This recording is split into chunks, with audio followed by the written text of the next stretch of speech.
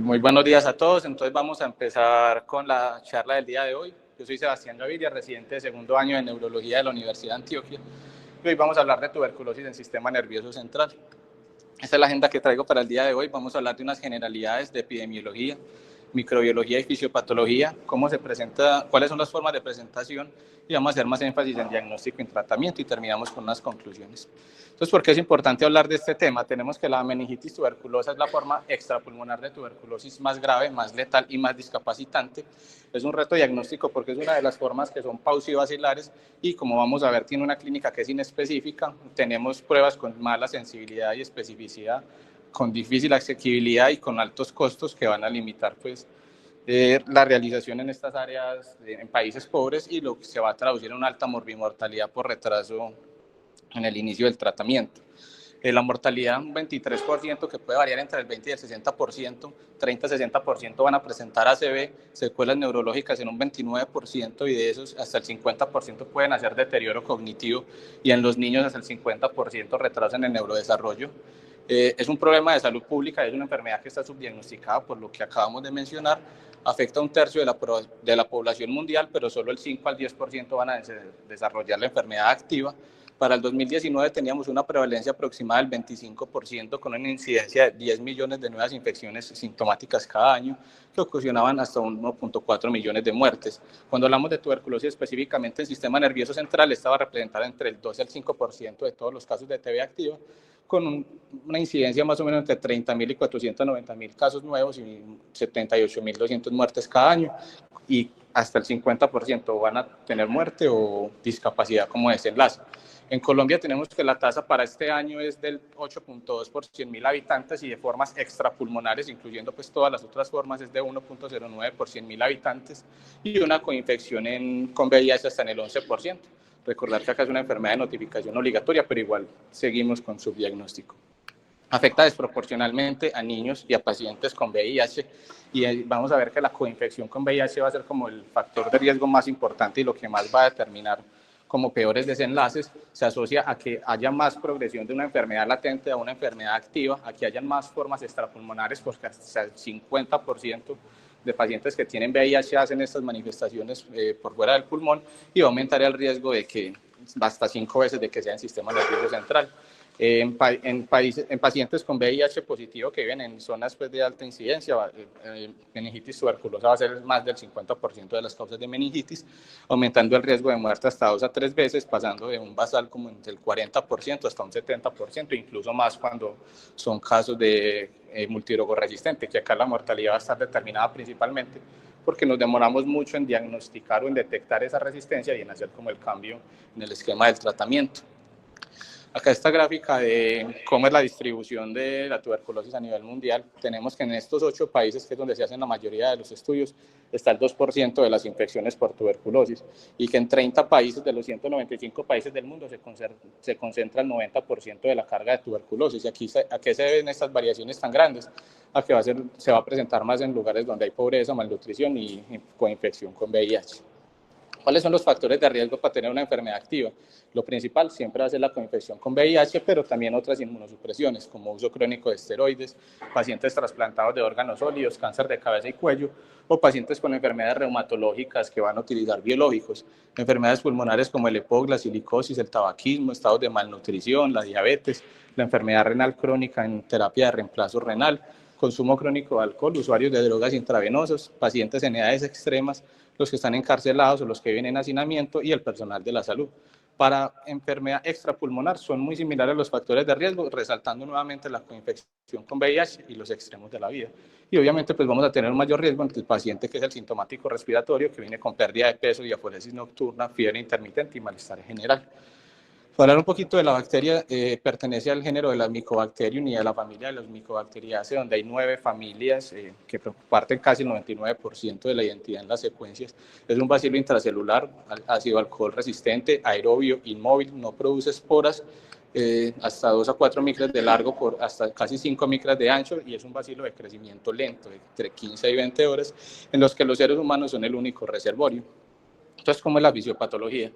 Habíamos dicho que un tercio de la población está infectada, pero que solo 10% van a tener la enfermedad activa. De ese 10%, el 90% lo hacen por una reactivación de una infección que estaba latente y el 10% lo van a hacer en la infección primaria.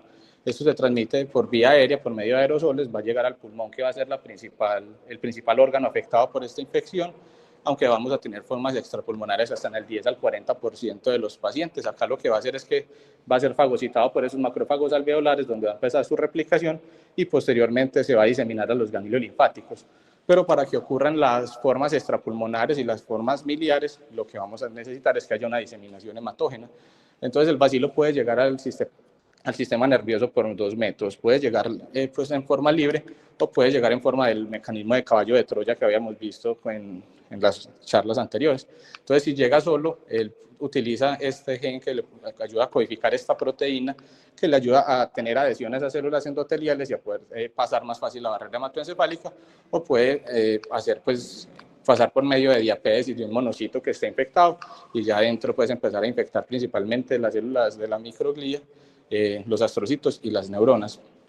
Una vez infecta estas células de la microglía, van a empezar a generar citoquinas y pues factores quimioatrayentes que van a facilitar que haya más diapédesis de células que no están infectadas y se va a ir formando como un foco granulomatoso, y a medida pues que se liberan más citoquinas es como un círculo vicioso y cada vez van a llegar más neutrófilos, más linfocitos B y linfocitos T que no están infectados, y eso es lo que vamos a conocer como el foco de Rich, que es como la puerta de entrada al sistema nervioso. Cuando este foco crece y se rompe y drena como ese contenido al espacio subaracnoideo, es cuando vamos a tener esas manifestaciones. Y pues aunque el Mycobacterium sí tiene daño directo en estas células, astroglía, microglía y neuronas, general, el principal daño determinante de la infección se va a dar por la respuesta inflamatoria aberrante del huésped. Aquí para resumir, entonces habíamos dicho que llegaba por aerosoles, llegaba al pulmón, por diseminación hematógena llega al cerebro.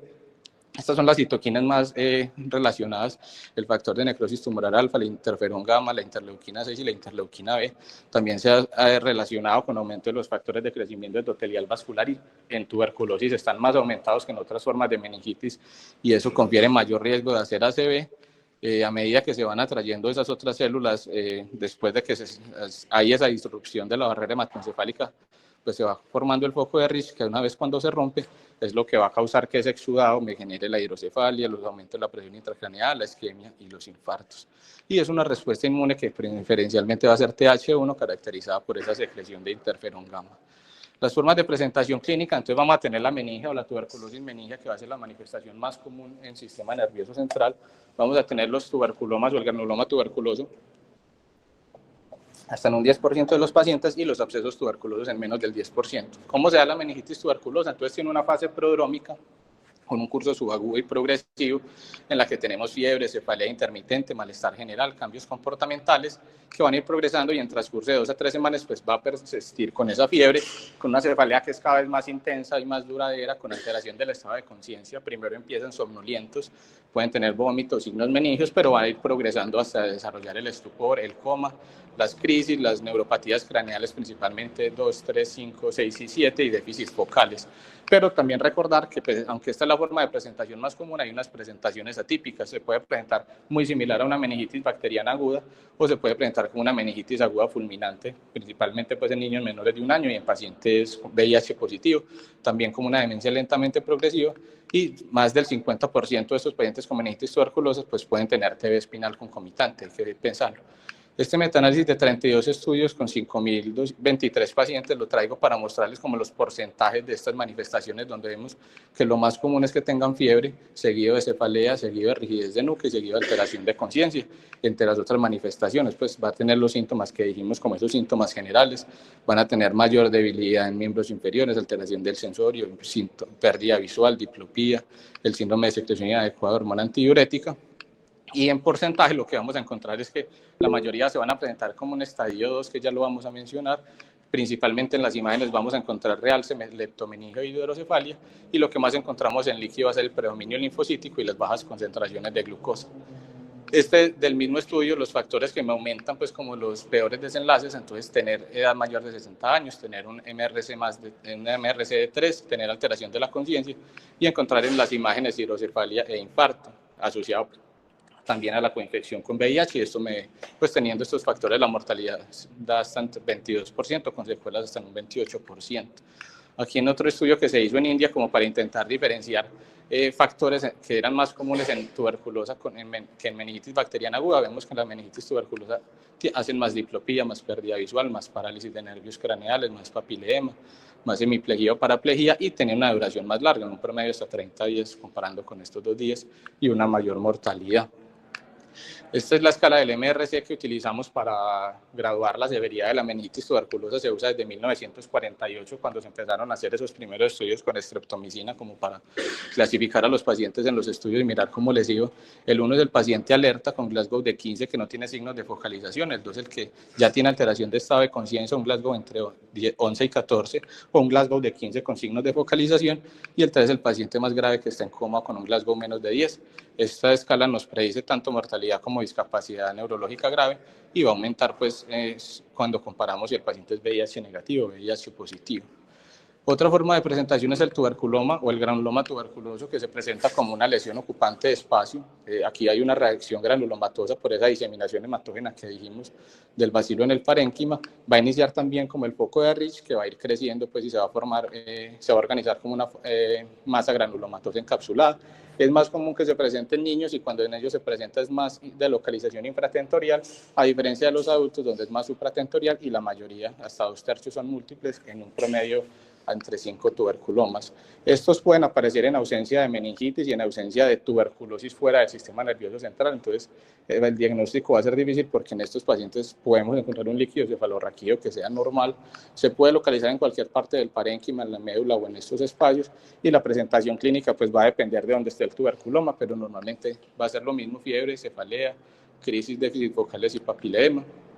En este estudio, para mostrarles que cogieron 34 pacientes con meningitis tuberculosa a los que se les inició tratamiento HRZE con esteroides, y se les hizo seguimiento con resonancia al 1, 3 y 6 meses, y lo que se encontró es que estos pacientes, aún después de iniciar el tratamiento, siguen desarrollando tuberculomas. Estos 22 pacientes desarrollaron después del tratamiento, incluso 5 de ellos no tenían ningún tuberculoma en la resonancia que se les hizo basal.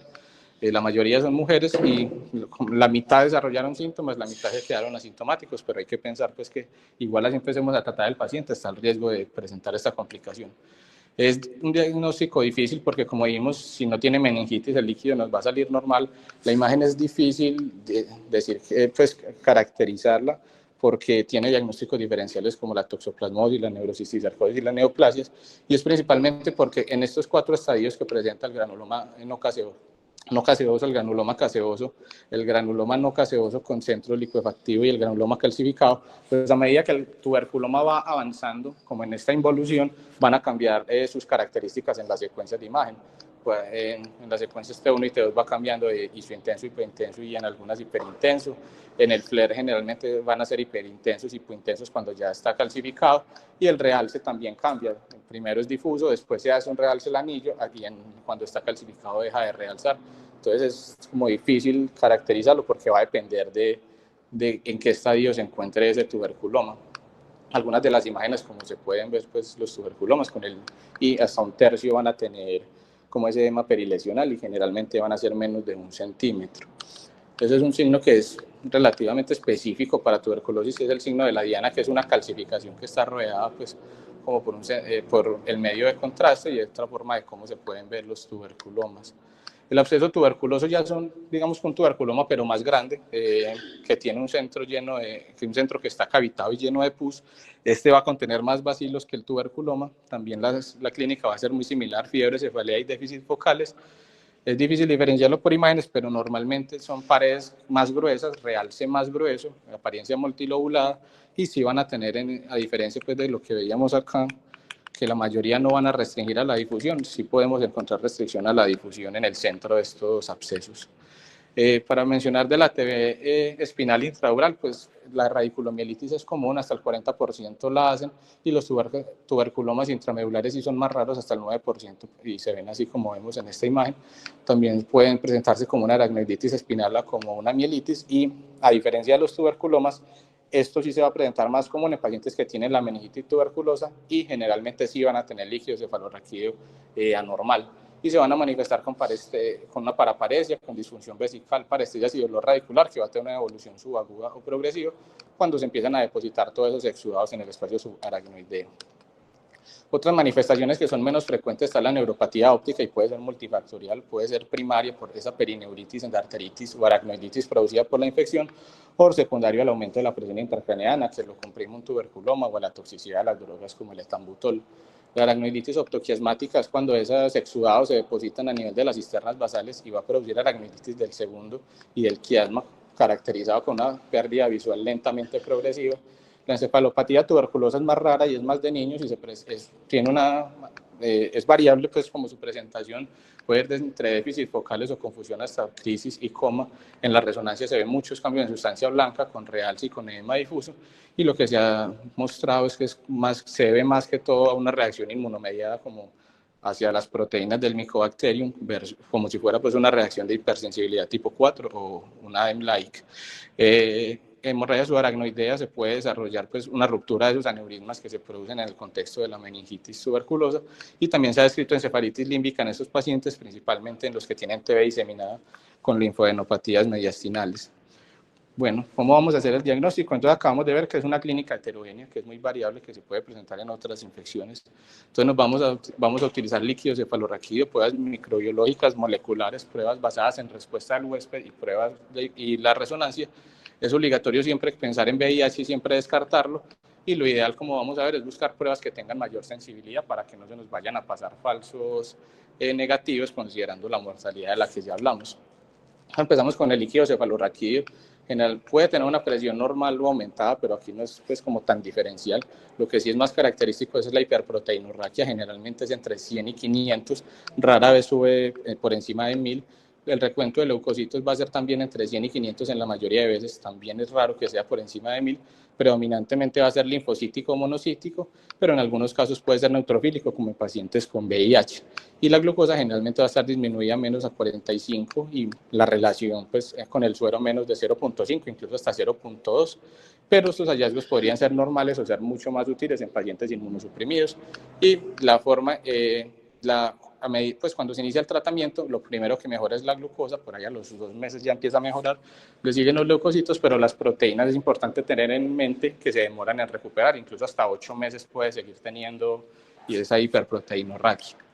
Estos 3 estudios que traigo acá, que los muestro más adelante, que fue donde se validó el índice de Twites, es para mostrarles lo mismo que estamos diciendo. Cuando comparamos meningitis tuberculosa con meningitis bacteriana, pues vemos que los conteos de leucocitos son menores, el porcentaje de neutrófilos es menor y las proteínas son menores. Y es algo que se mantiene en diferentes estudios de diferentes poblaciones.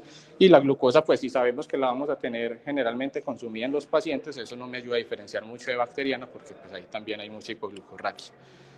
Pruebas microbiológicas, entonces tenemos las clásicas, la tinción de Zinc-Nielsen, que acá lo que vamos es hacer la visualización del bacilo ácido alcohol resistente. El problema de la prueba es que para una buena sensibilidad se requiere más o menos 10.000 bacilos, y como dijimos, esta enfermedad paucibacilar más o menos se presenta entre 100 y 1000 bacilos, entonces una sensibilidad muy mala, como hasta el 20%, que se puede subir hasta el 50% cuando esas muestras pues, se toman hasta 10 mililitros, se centrifugan y se evalúan mínimo por media hora al microscopio.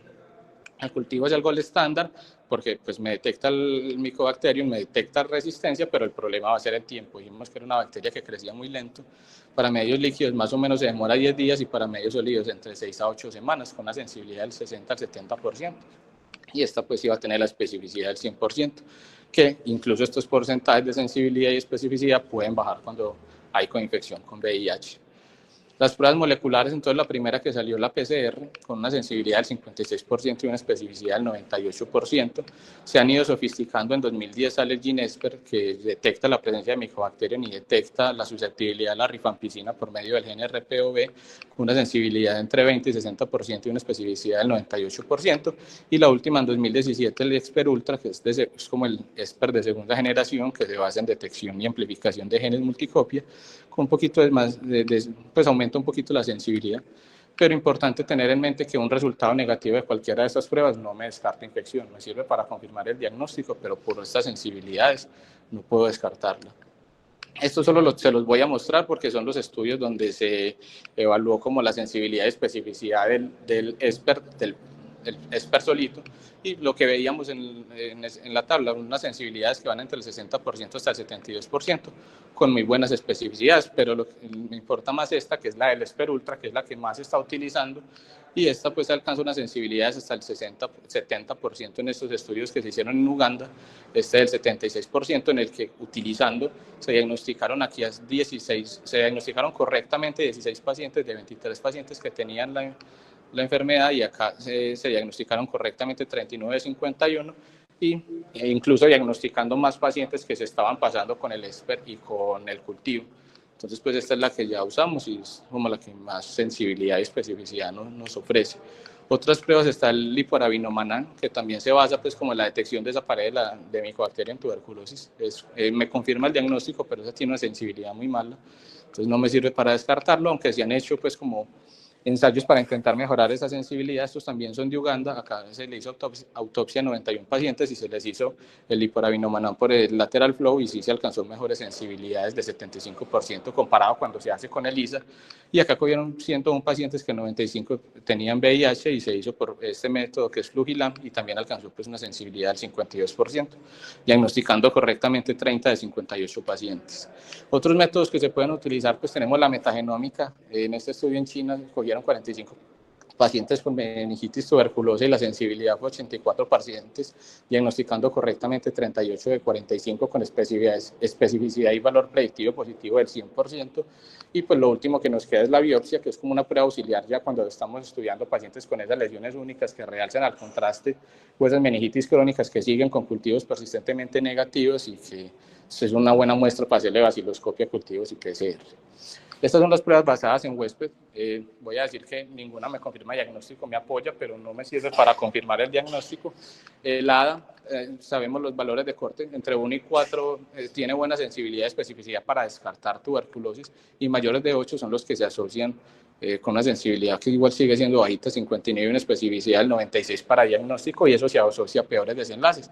El problema es que esto no me va a diferenciar la meningitis tuberculosa de meningitis bacteriana aguda y otras meningitis linfocíticas, pero pues si lo tengo positivo, pues me va a sumar a los otros hallazgos que ya tenga. Y las pruebas de interferón gamma, en la que se cuantifica esa liberación del interferón por los linfocitos T que están expuestos a estos antígenos de la micobacteria, que pues el problema va a ser principalmente pacientes con inmunosupresión, no va a tener tan buen rendimiento, pero se ha evaluado en estudios y se ve que hasta en el líquido cefalorraquídeo la sensibilidad puede ser muy similar a la del suero con buena especificidad, y estas son las pruebas pues que hay disponibles para realizar esa cuantificación. Por medio de imágenes, entonces, hay que hacer radiografía de tórax porque el 50% van a tener hallazgos anormales en esta imagen, y hasta un 75% de los pacientes que tienen meningitis tuberculosis van a tener concomitante la infección pulmonar. Entonces hay que hacer la placa porque también nos va a sumar al diagnóstico, como vamos a ver más adelante. La elección va a ser la resonancia cerebral contrastada, que puede ser normal en las etapas iniciales hasta en un 15%, y la tomografía hasta en un 30%. Y lo más común que vamos a encontrar en meningitis tuberculosa va a ser el realce meningeo basal, la hidrocefalia, los tuberculomas y los infartos. Este realce basal en tomografía, pues para el diagnóstico en niños, tiene una sensibilidad del 90 y una especificidad del 95%. Y cuando encontramos hiperdensidades en las cisternas de la base antes del medio de contraste, también tiene muy buen valor predictor de meningitis tuberculosa. Y pues cuando ya empezamos a sumar estos hallazgos, un paciente que tenga hidrocefalia, exudados basales, infarto, pues la especificidad casi que nos da del 95 al 100%. Cuando lo comparamos meningitis tuberculosa con meningitis bacteriana, vemos que el realce meningio es mucho más común en tuberculosis, más común la hidrocefalia, más común el infarto, y pues los granulomas sí son básicamente de tuberculosis. En VIH hacen menos hidrocefalia y menos realce, y hacen más infartos y más lesiones ocupantes de espacio. El ACV se presenta en el 30 al 60% de estos pacientes, es multifactorial, se puede ver a reacción endotelial por esos exudados inflamatorios, a una arteritis proliferativa y necrosante, a estados de hipercoagulabilidad o a vasoespasmo, Generalmente van a ser infartos que son nucleobasales por compromiso de arterias lenticuloestriadas y talamoperforantes que están rodeadas por esos exudados ahí a nivel de las cisternas de la base, pero también puede dar compromiso de arterias grandes de la circulación anterior por esa vasculopatía tuberculosa. ¿A qué se asocia más? A pacientes con VIH, pacientes más graves con MRCD3, que tengan exudados, que tengan la aracnoiditis optoquiasmática, que hagan hidrocefalia, realce meningio y hipertensión. Este estudio para mostrarles que, como habíamos visto, los tuberculomas son frecuentes de encontrarlos después del inicio del tratamiento, los ACVs también. Acá se cogió 122 pacientes con meningitis tuberculosa, de esos el 45% presentaron ACV, 42 lo hicieron al ingreso y 13 lo desarrollaron a los 3 meses mientras ya estaban recibiendo la terapia. Generalmente son isquémicos, solo ocurrió un hemorrágico, generalmente son de circulación anterior y, como les decía, lo más común es que sean nucleobasales y un alto porcentaje tiene infartos múltiples. Varias imágenes de cómo podemos ver la tuberculosis en forma de infarto, en forma de los realces basales, en forma del realce leptomeningio, la hidrocefalia, con el realce ependimario o las imágenes en panangiografía de la vasculitis. Aquí podemos ver más de esos exudados a nivel de las cisternas de la base, ese realce leptomeningio y la hidrocefalia pues, que lo acompaña. Aquí podemos ver los tuberculomas, y cómo van cambiando. Esto fue después de un mes de tratamiento, cómo cambia la imagen cuando ya se inició el HRZA y los esteroides. Para mostrar que TB miliar, pues en niños bien se sabe que obliga a descartar tuberculosis en sistema nervioso central, pero en adultos también deberíamos considerarlo. Cogieron 392 pacientes con TB miliar, se les buscó compromiso en sistema nervioso central a 282 y vieron que hasta el 87% tenían compromiso en sistema nervioso concomitante. Lo que mejor le fue la resonancia con una sensibilidad del 93%, seguido del líquido, fue normal en 146 de 203 pacientes de estos que se les hizo, y la TACSIP tiene menor sensibilidad, pero como el mensaje aquí sería como hacer una detección sistemática en pacientes que tengan TB miliar, porque es muy alto el porcentaje que también tienen compromiso meningeo concomitante. Esto solo los muestro porque, como habíamos mencionado, entonces tenemos la sensibilidad de estas pruebas de detección por detección de ADN, tenemos las imágenes, pero dijimos que el 90% de la tuberculosis está en países pobres, entonces estos pacientes no tienen tanto acceso a estas ayudas para confirmar el diagnóstico. Entonces, como vemos acá en donde les subrayo en los países que se han hecho, lo que intentan hacer es como coger qué pacientes tienen, qué predictores me hablan más de tuberculosis en lugares donde no tengo acceso a las pruebas para poder predecir que la vaya a tener y para iniciar un tratamiento empírico. Entonces, resumiendo, estos son más o menos los factores de riesgo o los predictores clínicos que se me van a asociar más a una meningitis tuberculosis, y a partir de estos predictores es que se han hecho como esas escalas de predicción. Entonces tenemos la escala de Twites que se hizo en Vietnam en 2002, en la que se comparó 143 pacientes con meningitis tuberculosa y 108 pacientes con meningitis bacteriana, y lo que se buscó fue mirar qué predictores eran más de una que de otra, en la que se encontró que la edad en años, más de 36, se asociaba más a una meningitis bacteriana, menos de 36 a una tuberculosa, los recuentos de leucocitos en sangre si eran más de 15.000 o menos de 15.000, la duración de la enfermedad en días si era más de 6 o menos de 6, el recuento de leucocitos en líquidos si era más de 900 o menos, y el porcentaje de neutrófilos. A esto se le asignan unos puntajes positivos de 0 o un puntaje negativo, y después lo que se hace es que un puntaje menor o igual a 4 me va a dar una sensibilidad del 86% y una especificidad del 79% para hablar de meningitis tuberculosa, y cuando es mayor o igual a 5 para meningitis bacteriana aguda. Esto es útil para aplicar en pacientes con meningitis y que tienen hipoglucorraquia, y en pacientes en lugares donde no tengo tanto acceso a las pruebas, y me sirve como tamizaje para saber a quién le inicio tratamiento temprano.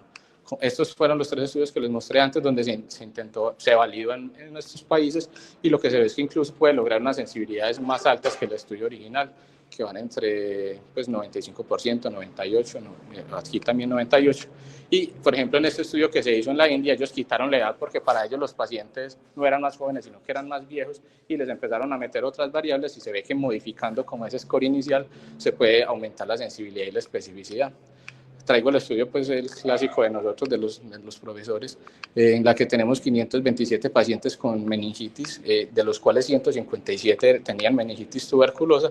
Importante este estudio que incluyó pues 81 pacientes que tenían VIH y que incluyó 55 pacientes que eran niños entre 7 y 14 años, y se evaluaron como las áreas bajo la curva para diferenciar entre una meningitis tuberculosa de una meningitis bacteriana aguda, que era como se venía haciendo, y también para diferenciarla de otras causas de meningitis. Se vio que tenía muy buena área bajo la curva, como se vieron en los anteriores estudios para pacientes VIH negativo, pero esto no fue significativo en pacientes con VIH positivo.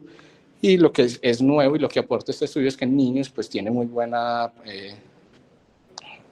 área bajo la curva, también similar a los adultos con VIH negativo. Y algo también que me llamó la atención es que uno puede modificar el score y entre más lo baje, pues lo que vimos es que en adultos VIH negativo, bajarlo de, digamos, si utilizáramos un corte de 3 o menos, nos mantenemos en la misma sensibilidad y podemos aumentar la especificidad. Esto se vio tanto cuando lo comparamos para otras causas de meningitis, como cuando lo comparamos específicamente con meningitis bacteriana aguda, efecto que no se vio pues cuando se evidenciaba en niños, porque acá sí caía la sensibilidad, y como podemos ver en VIH una especificidad apenas del 2%, entonces acá no nos sirve tanto. El otro score es el score de Lancet. Salió de este estudio del 2010 en el que se intentó crear una definición uniforme para poder incluir a los pacientes en los estudios, y esto se basa en que tiene un criterio de entrada y es sospechar una meningitis. Desde que cumpla con estos pacientes, pues se puede aplicar el score. Va a tener 3 clasificaciones, 4, perdón. Va a tener una definitiva, que es cuando ya tenemos confirmación microbiológica, y es si tenemos o baciloscopia o PCR o cultivo positivo en líquido cefalorraquídeo, o si lo comprobamos en una biopsia. Tenemos diagnóstico probable y diagnóstico posible ya cuando hacemos el score, más de 10 sin neuroimagen y más de 12 con neuroimagen, y posible entre 6 y 9 sin neuroimagen y 6 y 11 con neuroimagen, y acá necesario excluir diagnósticos diferenciales. Y es una clasificación que puede ir subiendo o bajando a medida que hacemos más pruebas. Entonces, este es el score de Lancet.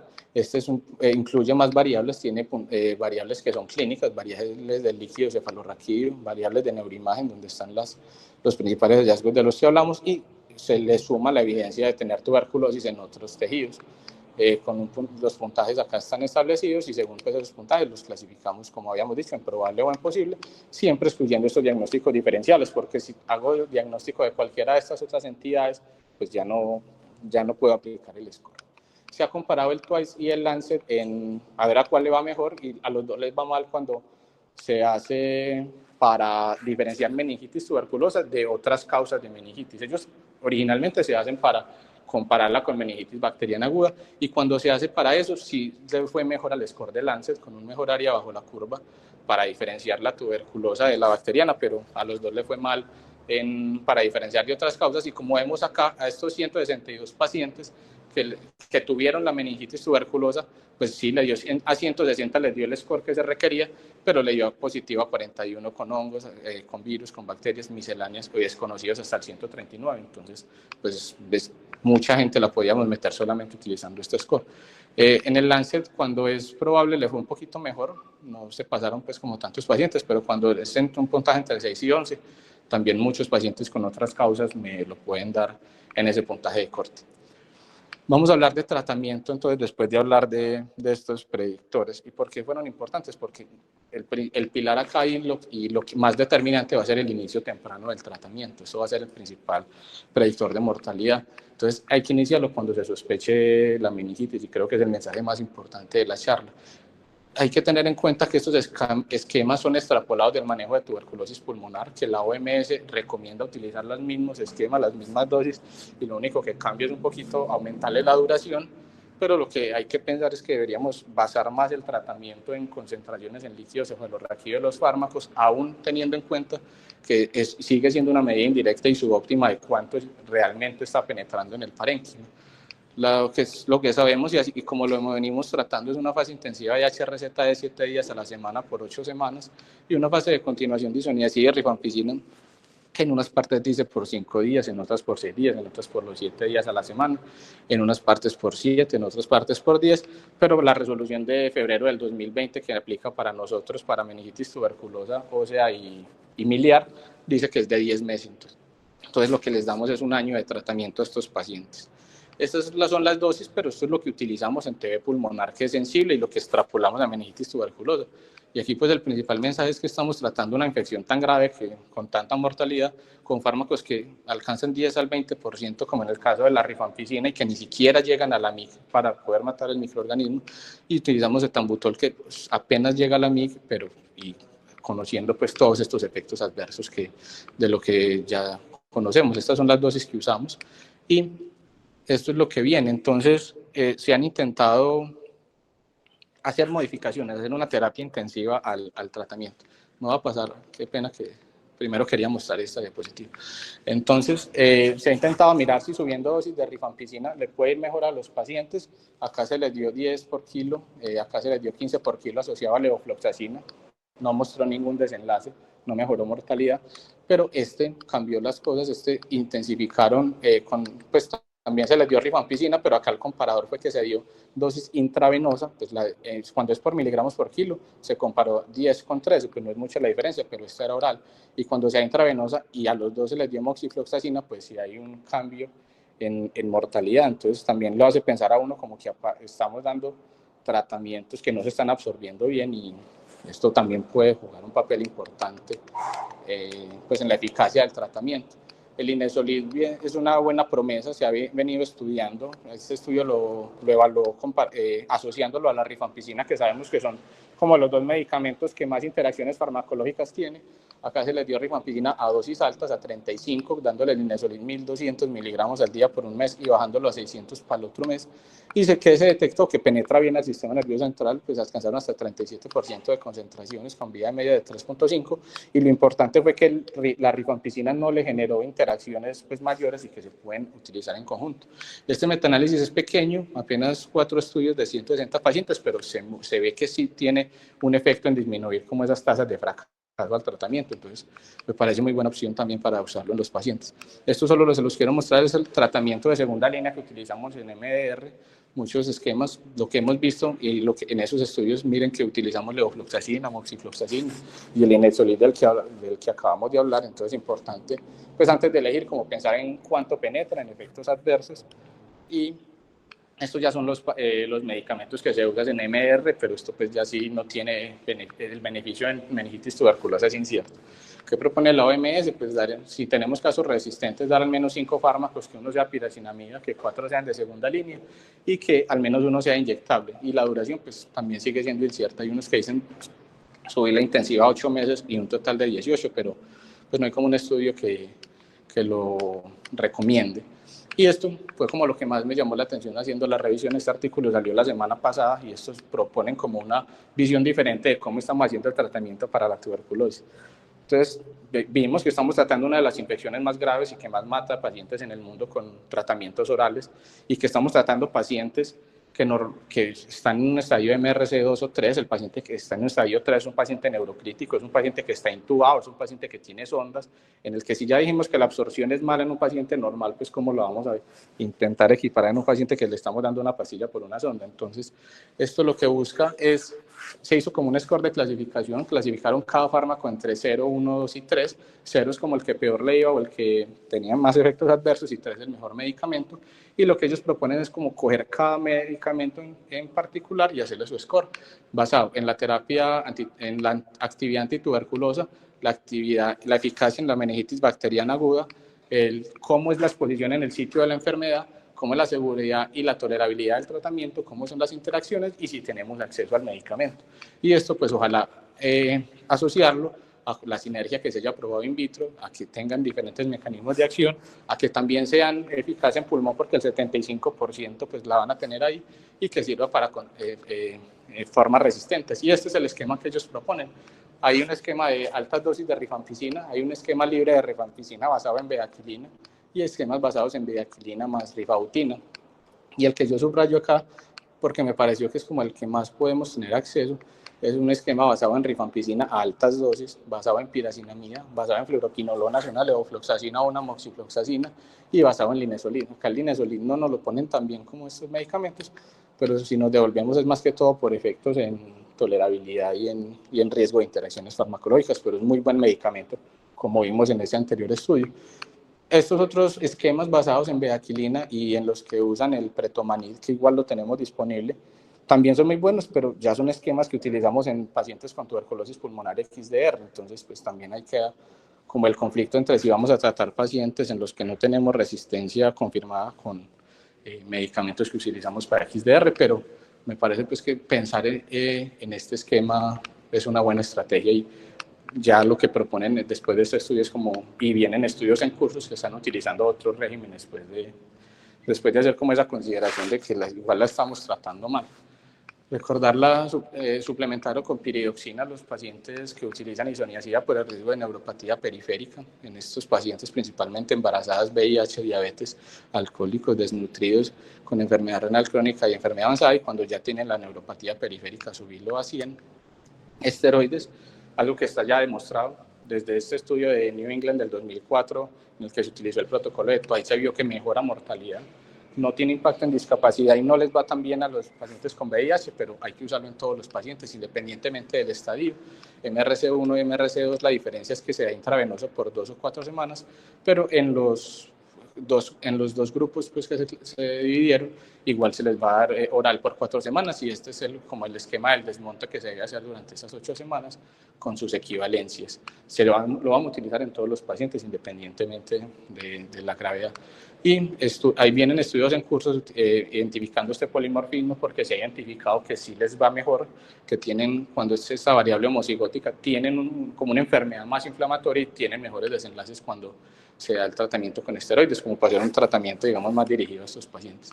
En Cochrane en 2016 se volvieron a evaluar y lo mismo, reduce la mortalidad en 25%, beneficio incierto en VIH, no cambia desenlaces de discapacidad, y es una mortalidad que no se mantiene, o sea, es a corto plazo. Se le hizo seguimiento hasta 2 años y ahí se mantiene el beneficio en mortalidad. Luego de 5 años, pues no es un beneficio tan claro. Ese es el metaanálisis donde se ve pues la disminución del 25%.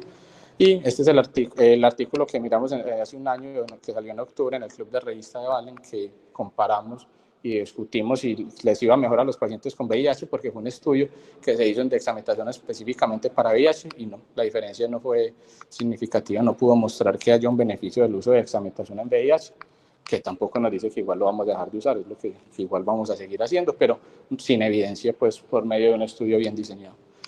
El IRIS, que es esa respuesta inflamatoria exagerada en respuesta a micobacteria en tuberculosis, cuando empezamos terapia antirretroviral en pacientes con VIH, acá se presenta hasta en el 18 al 50%. Tienen más riesgo los que tienen altos conteos de neutrófilos en líquido y los que tienen menos de 50 CD4, generalmente a las 4 semanas, y se puede presentar de esa forma enmascarado o paradójico. Y lo que se ha visto es que el tratamiento va a ser básicamente esteroides, y en el caso enmascarado tratar la infección subyacente. Y recordar pues que también se presentan otras infecciones, como ya habíamos visto en la charla, de toxoplasmosis y de criptococo. Entonces, estudios han comparado cuándo se debe iniciar la terapia antirretroviral en el paciente naive y que empezó el tratamiento antituberculoso. En estudios que se han hecho para tuberculosis pulmonar, que hay 2 del 2011 del New England, ellos sí mostraron que hay un beneficio cuando se utiliza en pacientes con menos de 50 CD4 en las primeras 2 semanas, pero es porque ahí no los va a matar la meningitis tuberculosa, sino que los va a matar las oportunistas. Pero cuando ya lo miramos específicamente evaluando si se inicia temprano, si se inicia tardío a las 8 semanas en casos de meningitis tuberculosa, pues el inicio temprano no disminuye mortalidad. Entonces, ¿cuál es el mensaje que yo me llevé? Fue que en menos de 50 CD4 hay que empezarlo rápido por el riesgo de importunistas, pero generalmente a las 8 semanas, porque con esto disminuyó el riesgo de IRIS y disminuyó el riesgo de esos efectos adversos relacionados a la terapia antirretroviral. El ASA también se ha venido evaluando y hay estudios en cursos de ASA. En este estudio de la India mostró que disminuía mortalidad y que disminuía incidencia de ACV. En este estudio de Sudáfrica que se hizo en niños, mostró que altas dosis, pues acá no disminuyó mortalidad, pero sí disminuyó pues incidencia de nuevos eventos. Y también en los estudios que vienen en cursos se está asociando pues al tratamiento antituberculoso y a los esteroides con buenos resultados, pero aún no tenemos pues como claridad cuál es el paciente que se beneficie de darle aspirina. Bueno, complicaciones, pues ya hemos mencionado algunas de ellas, están los tuberculomas de los que hablamos, los infartos cerebrales, está la hiponatremia, que generalmente se da en la fase temprana, generalmente se puede darse por cerebro perdedor de sal, que es lo más común, o por un síndrome de secreción inadecuada de hormona antidiurética, por ese compromiso de esos exudados a nivel del tálamo. El aumento de la presión intracraneal, que va a ser multifactorial, la hidrocefalia, que también se presenta generalmente en las fases tempranas, que generalmente en el 80% va a ser comunicante. Las crisis, esas sí se van a presentar más que todo en la fase tardía, y los efectos adversos a los medicamentos que usamos y principalmente el daño en hígado. Crisis en el 34% y hasta el 70% son después del primer mes, con crisis focales, y hasta un cuarto hacen estatus. Temprano generalmente es debido a irritación meningia y tardío ya pues a las otras complicaciones, a los tuberculomas, a los infartos y a la hiponatremia. Esto para terminar, recordar que estamos tratando pacientes neurocríticos, entonces son pacientes con los MRC3, normalmente están intubados. Entonces, aparte de pensar en qué antituberculoso le vamos a dar, que hasta ahora lo hacemos de una manera muy fácil, pues solo tenemos que saber por el peso si le vamos a dar 3 o 4 tabletas, y con la reflexión que acabamos de hacer, pues no creo que sea lo más importante para ellos, pero hay que pensar en el esteroide, hay que pensar en otros medicamentos que han mostrado disminuir esa respuesta inflamatoria, que es lo que caracteriza esta infección. Hay estudios con infliximab que vienen en curso, entonces hay como que apuntarle más a impactar en el fenómeno inflamatorio, pero hay que manejar las complicaciones, hay que manejar el infarto, hay que manejar la hidrocefalia, hay que manejar la hipertensión intracraneana hay que manejar las disnatremias, hay que manejar el paciente que está ventilado, entonces es como un manejo más multidisciplinario de lo que parece. Esos son los mensajes que les dejo para llevar a casa. Siempre hay que tener tuberculosis en mente, es otra gran simuladora, incluso se presenta en muchos pacientes, como en el estudio de Silvana, que en 8% de los pacientes con meningitis menos de un mes eran por meningitis tuberculosa. Entonces hay que pensarlo en meningitis agudas y subagudas. Y cuando tengamos una meningitis tuberculosa sospechada es igual a una meningitis tuberculosa tratada, hay que tener muy bajo umbral para iniciar tratamiento empírico de estos pacientes y utilizar estos modelos de predicción de los que ya hablamos. Ya después pues, creo que es mucho más fácil quitar un tratamiento antituberculoso si no está indicado, y ya pues de los efectos adversos se encargarán otros especialistas. Nosotros cumplimos con iniciarlo. Meningitis tuberculosa es igual a esteroides independientemente del estadio porque disminuye mortalidad. Una tuberculosis diagnosticada es igual a descartar VIH, y un VIH diagnosticado es igual a descartar una tuberculosis. En TD miliar siempre descartar compromiso en sistema nervioso central, y recordar que el paciente con meningitis tuberculosa es un paciente neurocrítico, como ya dije, que definitivamente requiere más esquemas de tratamiento diferentes a lo que venimos usando, y que en un paciente que no viene evolucionando bien, pues ya sabemos que esas complicaciones se pueden presentar en pacientes tratados, principalmente los tuberculomas o los infartos, entonces hay que buscarlo, y cuando veamos que el paciente no va bien, pensar en tuberculosis resistente, que los métodos que tenemos para detectar esa resistencia se demoran, son difíciles, entonces hay que tener también como un bajo umbral para saber cuándo nos vamos a pasar a estas otras terapias que se han venido evaluando. Muchas gracias. Acá dejo esta invitación para los que están conectados a nuestro simposio de residentes del próximo año, homenaje al doctor Francisco Lopera, y acá les dejo el QR para la asistencia.